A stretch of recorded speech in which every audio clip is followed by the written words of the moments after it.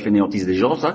Et lorsque je l'écris, vous lisez pas. Voilà, je sais que c'est comme ça, hein, ne me prenez pas pour un imbécile. Donc je vais essayer d'être court et efficace. C'est un petit peu mon domaine, ça. Bon, je vais vous parler d'une petite société qui s'appelle Pfizer. Pfizer. Écoutez, c'est rigolo, c'est une société pharmaceutique, hein, qui a engrangé plus de 55 milliards de dollars de chiffre d'affaires. 55 milliards de dollars. C'est anecdotique. Mais figurez-vous qu'en 2003, 3 employés de Pfizer sont contaminés par un virus créé par les laboratoires de la société. La société reconnaît les faits, mais Becky McLean, une des employées contaminées, développe des symptômes plus graves que ses collègues. Elle se révolte et critique ouvertement les méthodes de Pfizer. Licenciée en 2005, elle porte plainte en accusant son ancien employeur de n'avoir pas mis en œuvre les mesures de sécurité nécessaires pour protéger ses employés et de l'avoir licencié abusivement. En 2007, le gouvernement nigérian a porté plainte contre le groupe Pfizer, l'accusant d'avoir provoqué en 1996 la mort de 11 enfants lors de tests de médicaments contre la méningite. De plus, de nombreux autres enfants auraient développé des symptômes plus ou moins graves, surdité, paralysie, lésions cérébrales, etc.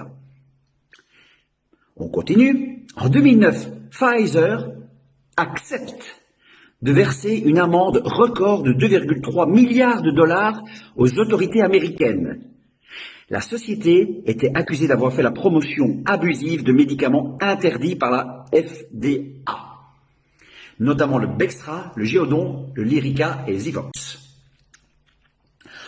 En 2016, Jérôme Cahuzac affirme lors de l'ouverture de son procès que le compte illégal qu'il avait ouvert en Suisse avait été alimenté par des fonds venus des laboratoires Pfizer. Et en 2019, un procès est intenté contre la marque autour d'une série de décès liés au vapotage. Pfizer. Tout ce que je viens de vous dire, c'est dans Wikipédia, hein, donc je ne l'ai pas inventé, c'est pas du complotisme. Simplement, voilà, sachez que Pfizer, ce sont eux qui ont trouvé le vaccin contre le Covid-19. Ce sont eux. Et vous vous réjouissez de l'avoir? Pas moi.